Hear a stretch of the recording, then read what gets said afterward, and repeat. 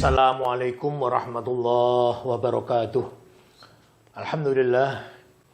Alhamdulillahirabbil alamin. Alhamdulillah hamdan katsiran thayyiban mubarakan fih. Asyhadu an la ilaha illallah wa asyhadu anna Muhammadar Rasulullah. Allahumma salli wa sallim wa barik ala Rasulillah wa ala alihi wa ashabihi wa mawalah amma ba'du.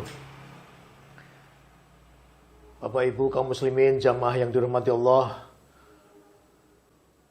alhamdulillah bertemu kembali kita pada kajian kali ini, pada kajian Targhib Ramadan.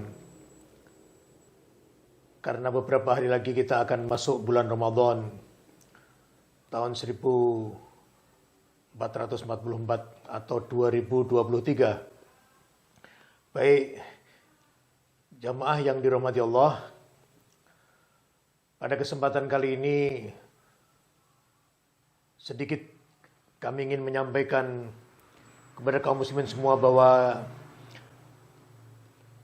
kita akan kedatangan tamu yang sangat kita tunggu-tunggu kedatangannya, yaitu bulan Ramadan. Sebagaimana yang sering kita mendengar dan kita dengung-dengungkan menjelang kedatangan bulan ini, kita sampaikan misalnya dengan kalimat marhaban ya Ramadan, atau kelompok yang lain mengucapkan ahlan wa sahlan ya Ramadan. Semua sama, yaitu ungkapan gembira, sukacita karena akan kedatangan tamu yang mulia yang terhormat, yaitu bulan Ramadan. Bahkan takmir masjid maupun musola menyiapkan dengan berbagai macam persiapan, termasuk merapatkan, mendiskusikan, bermusyawarah untuk menghadapi bulan ini dengan berbagai cara, mempersiapkan siapa imamnya untuk bulan Ramadan, siapa pengisi acaranya, siapa yang menyediakan makanan buka bersama. Itu salah satu bukti cinta kita kepada Ramadan. Agar Ramadan kita sukses, maka perlu kita dengan manajemen yang baik kita atur sehingga semuanya bisa berjalan dengan baik. Kaum muslimin yang dirahmati Allah, ayat yang selalu muncul setiap Ramadan yaitu Al-Baqarah 183. Sebagaimana yang Allah sampaikan, A'udzubillahi minasyaitonirrajim, ya ayyuhalladzina amanu, wahai orang yang beriman, kutiba alaikumusyamu kama kutiba alal ladzina min qablikum la'allakum tattaqun. Saya ingin melihat atau mengupas sedikit ini dari beberapa aspek. Yang pertama, Allah undang, Allah panggil dengan kata-kata harfun nida, ya ayyuhalladzina amanu, wahai orang yang beriman. Allah tidak panggil orang yang tidak beriman. Justru kita orang yang beriman dipanggil oleh Allah. Kemudian Allah sampaikan kutiba alaikumusyamu, diwajibkan atas kalian berpuasa. Walaupun sebetulnya kutiba ini artinya ditulis, makna di balik itu adalah diwajibkan bagi kalian berpuasa. Kama kutiba alal ladzina min qablikum, sebagaimana dulu juga selalu diwajibkan oleh orang-orang yang hidup zaman dahulu. Ujung-ujungnya Allah sampaikan la'allakum tattaqun, agar kalian bertakwa, atau agar kalian takwa kalian bisa bertambah, naik dan bertambah berkualitas takwa kalian. Kaum muslimin yang dirahmati Allah, kita mengalami Ramadan berkali-kali. Ada yang 40 kali Ramadan, ada yang 50 kali Ramadan, tergantung umur kita. Mari kita evaluasi. Kita yang alumni berkali-kali dalam kampus Ramadan, gemblengan Ramadan 1 bulan penuh, apakah itu bisa menghasilkan ujung-ujung akhirnya pasca Ramadan kita menjadi orang yang semakin bertakwa. Tentu ini adalah PR kita yang harus kita perhatikan setiap saat. Kaum muslimin yang berbahagia, bagaimana Rasulullah Sallallahu Alaihi Wasallam menyatakan dalam hadis,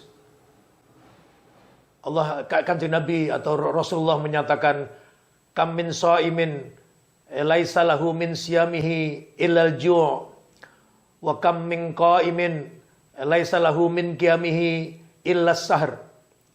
Betapa banyak orang yang ikut berpuasa tapi tidak mendapatkan apa-apa kecuali lapar, karena memang tidak makan dan tidak minum.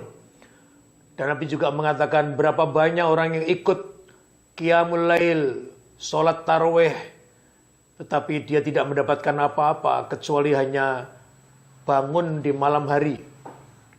Kaum muslimin yang berbahagia, mari kita efektifkan Ramadan kita. Justru barangkali karena kita sudah rutin mengerjakan setiap tahun, maka ada potensi kita untuk mengerjakan biasa-biasa saja, tanpa program, tanpa kita dasari dengan ilmu. Mengalir saja seperti tahun-tahun biasanya. Pokoknya tidak makan, tidak minum. Mulai dari terbit fajar sodik, yaitu subuh, sampai nanti maghrib menjelang kita berbuka. Kalau hanya itu, tidak makan dan tidak minum, maka itulah yang disebut hanya puasa yang kosong, yang hanya mendapatnya lapar dan dahaga. Tentu kita tidak mau, tidak ingin seperti itu.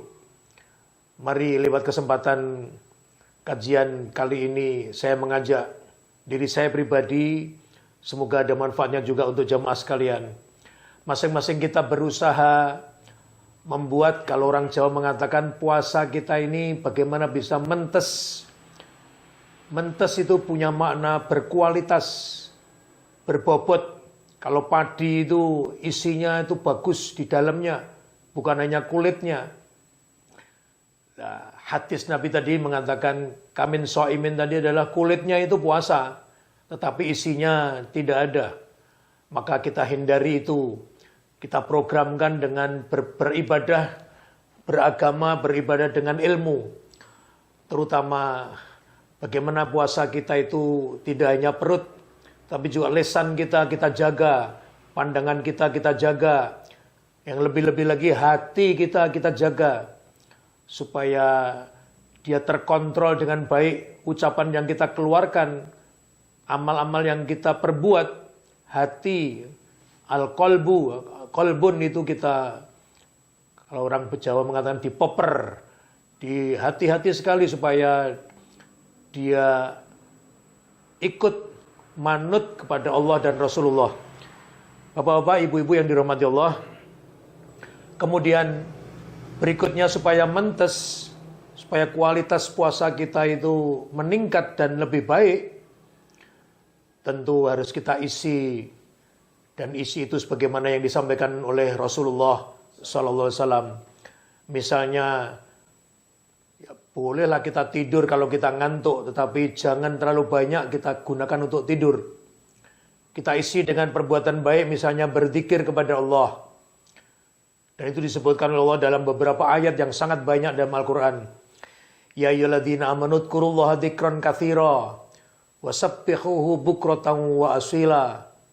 Ada lagi misalnya dalam surat Ad-Dzariyat Allah sampaikan kanu qalilan minal laili ma yahja'un wa bil asharihum yastaghfirun. Ayat yang kedua yang saya baca ini, wabil ashar, dan pada waktu sahur, pada momen akhir malam tapi belum masuk waktu subuh, itu namanya waktu sahur. Hum yastaghfirun, mereka memohon maaf, memohon ampun kepada Allah dengan beristighfar. Gunakan, praktekkan ayat ini pada waktu sahur besok sebelum masuk subuh. Di samping kita makan tapi juga kita berzikir, beristighfar, memohon ampun kepada Allah. Kaum muslimin yang berbahagia, di antara zikir yang masyru' yang juga sangat-sangat dianjurkan oleh kaum muslimin terutama pada bulan Ramadan adalah qiraatul Quran, membaca Al-Quran. Allah sampaikan dalam surat Al-Muzammil misalnya, ayat keempat, potongan ayat di tengah, A'udzubillahi minasyaitonirrajim, warattilil Qur'ana tartila. Artinya bacalah Al-Quran dengan tartil. Tartil menurut Ali bin Abi Thalib radhiyallahu anhu, tartil adalah membaca Al-Quran dengan perlahan-lahan. Perlahan-lahan bukan artinya temponya lambat, tetapi sesuai dengan kaidah-kaidah tajwid bacaan Al-Quran. Kapan panjang, kapan pendek, kemudian ikhfa'nya, idghamnya, gunnahnya, idharnya. Mari itu kita manfaatkan Ramadan ini. Tidak hanya lapar perut kita karena tidak makan, tidak minum, tetapi kita isi dengan banyak berzikir kepada Allah, taqarrub, mendekat kepada Allah. Salah satu amalan untuk mendekat kepada Allah adalah berzikir, terutama membaca Al-Quranul Karim, baik pagi, siang, sore maupun malam. Karena ayat-ayat Al-Quran itu adalah semuanya kalamullah. Kalau kita baca artinya kita berdiskusi, kita berdialog dengan Allah. Bahkan Nabi katakan dalam hadis sahih, khairukum man ta'allamal Qur'ana wa 'allamah. Sebaik-baik dari kalian adalah orang yang mempelajari Al-Quran dan juga mengamalkan, mengajarkan kepada yang lain. Kaum muslimin yang berbahagia, begitu yang bisa saya sampaikan. Mari kita isi Ramadan tidak hanya sekedar dengan lapar karena berpuasa, tetapi juga amalan, perbuatan, omongan kita semuanya bermakna ibadah, yaitu karena kita ikuti dengan isian-isian sesuai yang dicontohkan oleh Rasulullah SAW. Akhirul kalam, nasrun minallahi wa fathun qarib wa basyiril mu'minin. Selamat menghadapi Ramadan. Allah beserta kita dan mari kita usahakan yang terbaik. Assalamualaikum warahmatullahi wabarakatuh.